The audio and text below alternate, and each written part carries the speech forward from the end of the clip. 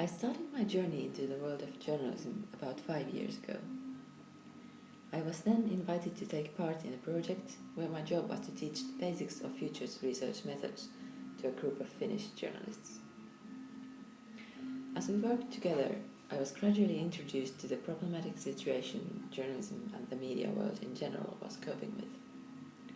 The internet had disrupted the traditional business model that the media houses had grown used to, and there was no solution in sight for what looked like a long financial decline and dwindling resources. I came to see the issue from the perspective of journalists and media people and started to understand their worries. The issue was not just the fear of losing their job. Many experienced genuine concern that democracy could not survive without the type of journalism that relies on educated journalists who follow ethical rules and professional code of conduct, and who work for institutionalized and powerful news outlets. If we lost that, the train of thought went, the result would be anarchy or worse.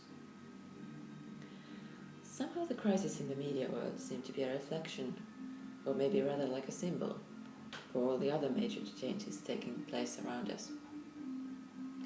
What made the changes even scarier was the prospect of losing the institutions that had this far helped us make sense of those changes. Of course, the big picture turned out to be more complex than that.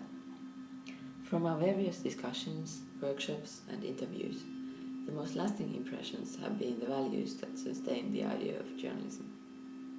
At the core, the idea that journalism has genuine function in society and that this function will continue no matter what the form is, seems to prevail.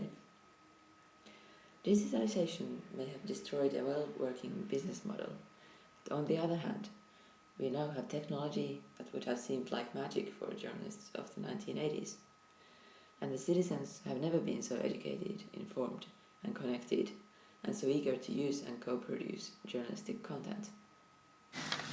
Over time, it has not gotten any easier to try to forecast the future of journalism. Yet, it feels very relevant to be a part of the process of shaping the vision for what we would like it to be.